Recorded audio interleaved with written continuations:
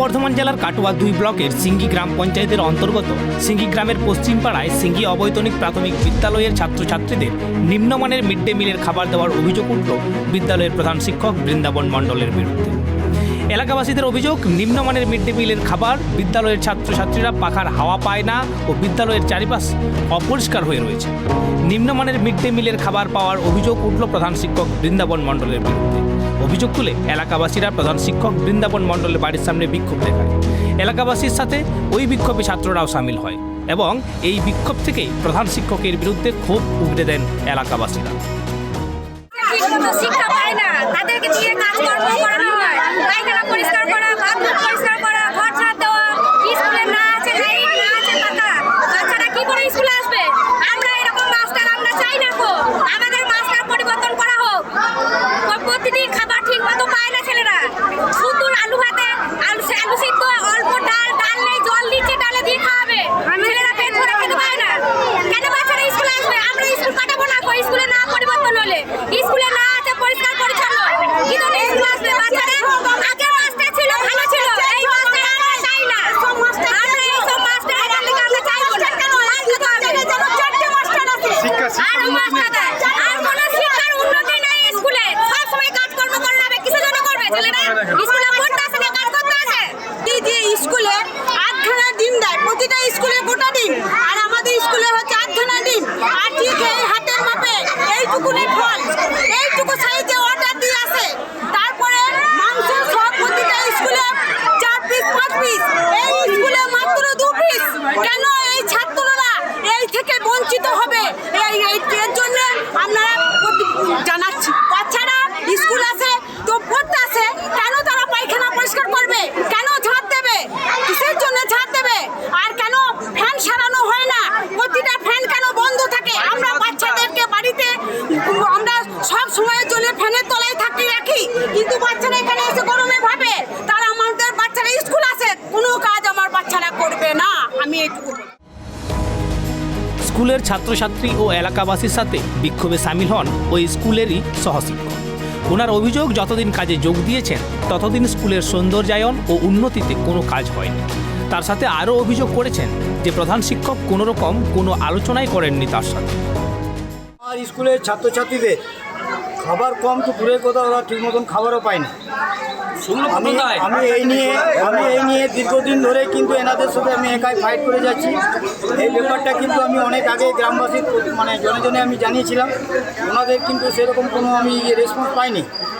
সেদিন আমার চোখে খুব খারাপ লাগলো যে আমার স্কুলের ছাত্রছাত্রীরা 150 গ্রাম মুসুরির ডাল আর 10-12টা আলু এই দিয়ে ওনারা হাফ ডিম সেদ্ধ দিয়েছে, এই দিয়ে ওরা ভাত খাচ্ছে।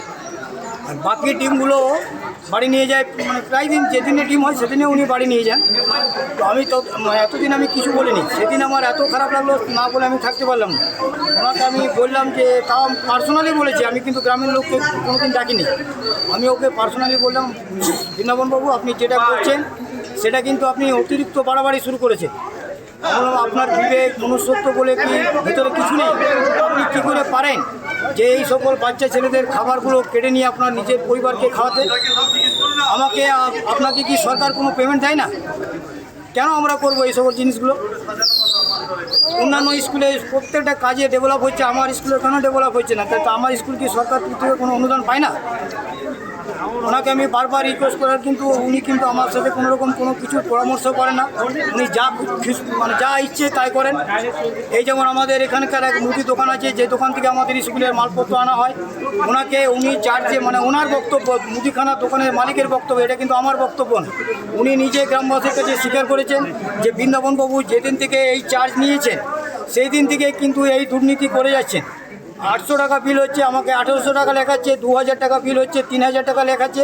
তো আমার বলার উদ্দেশ্য হচ্ছে যে ঠিক আছে লেখাচ্ছে লেখা, কিন্তু ওই টাকাটা উনি কোন খাতে খরচ করছেন এইগুলোই আমি শুধু বলেছিলাম ওকে। তার ভিত্তিতে যখন উনি দেখলাম যে কোনো কিছুতেই কোনো কিছু সাড়া দিচ্ছে না, আমি তখন ওনাকে রিকোয়েস্ট করলাম যে আপনি একটা গার্জেন মিটিং ডাকুন। তারপরে গার্জেন মিটিংয়ের কাছে আমি সমস্ত ঘটনাটা তুলে ধরেছি, তখন এই নিয়ে এই ঝামেলা, আজকের ঝামেলায় ওই আগেকার মিটিং টাকা নিয়ে। আর কি জানতে চান বলুন? পায়খানা বাথরুম, ঘর বাথরুম ঠিকঠাক? পায়খানা বাথরুমের তো অবস্থা একদম বাজে। বাচ্চা থেকে দিয়ে পায়খানা করছে আমার স্কুলে, আমার বিদ্যালয়ে।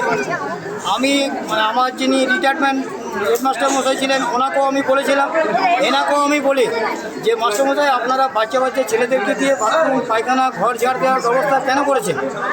ওনারা আমাকে বললো যে এটা নাকি একটা শিক্ষার অঙ্গ। আমি বললাম বেশ, তাহলে এটা তো প্রত্যেক ছাত্রছাত্রীর জন্যই জিনিসটা হবে।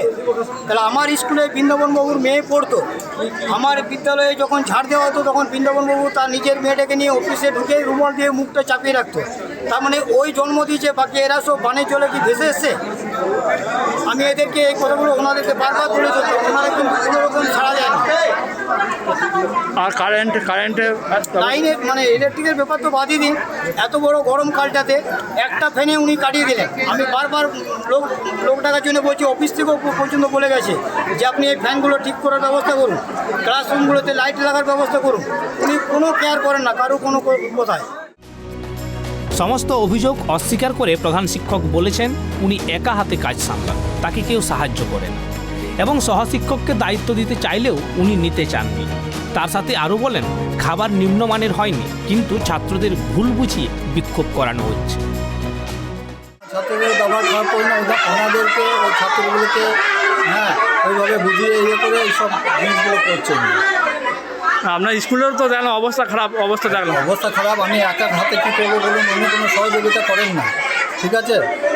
উনি কোনো সহযোগিতা করেন না, আমি একা হাতে কত কী করবো? আমার এমনি 3-3টে অপারেশন, তাও আমি নিতে চাইনি, ওনাকে নিতে বলছি, উনিও নেবেন না, দায়িত্ব নেবেন না কোনো কিছু। ওই কারেন্টের ব্যবস্থা আমি বলেছি যে মিস্ত্রি খারাপ হয়েছে, আসবে করে যদি না আসে তাহলে করে, এইসব ব্যাপার। এলাকাবাসীর এই বিক্ষোভের ফলে উত্তেজিত হয়ে পড়ে এলাকা। প্রধান শিক্ষকের বাড়ির সামনে এলাকাবাসীর বিক্ষোভের খবর পেয়ে ঘটনাস্থলে পৌঁছয় কাটোয়া থানার পুলিশের আশ্বাসে বিক্ষোভ তুলে নেয় এলাকাবাসীরা।